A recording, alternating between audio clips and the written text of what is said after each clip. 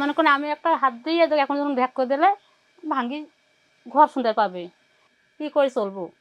আমার ঘর দুয়ার একটা দিকে বাতাস ধমকা এসে পড়ে গেলে আমার থাকার তো কোনো পথ নেই।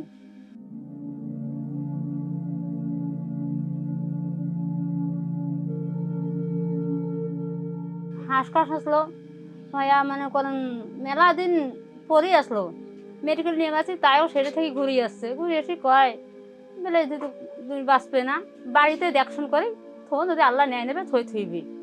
হাঁসকাশ অবস্থায় থাকার পর বিছনাতে মারা গেছে, আমি কই বলতে পারিনি।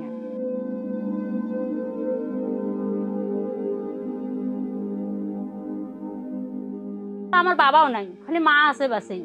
লেট্রিন পায়খানা আমার নাই, ওই ওখানে এখন আছে, তা ওই কাগজ দিয়ে ঘিরে ছিঁড়ে ছুরি। টাকা পয়সা নেই যে কল আমি ভালো করব। স্কুল যাই, স্কুলের সময় টাকা চাই, মা আমি আমাকে টাকা দাও, কোনো পেয়া দেবো।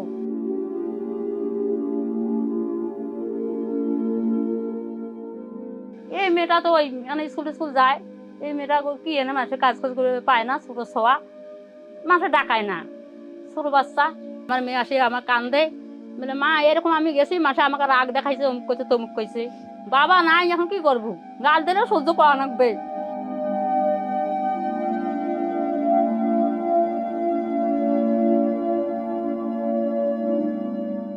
কষ্ট করলে কষ্ট আপনি আল্লাহ ফল দেখাইবে, আপনি সুখ হইবে, এই কথা নিয়ে আমি সব বাচ্চা কোচ্চা বলি দেই, বুঝি দেই। ছোট ছেলেকোনা ওখানে বোঝে না, ওই ছেলেকোনা খুব জ্বালা অত্যাচার করে।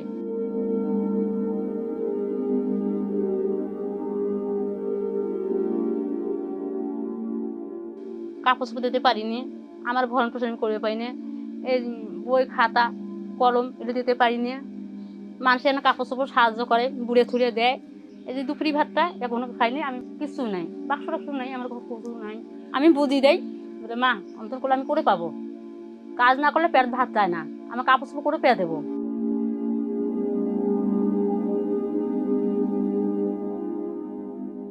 তা আল্লাহ যখন আমাকে দেবে আমি চেষ্টা করব।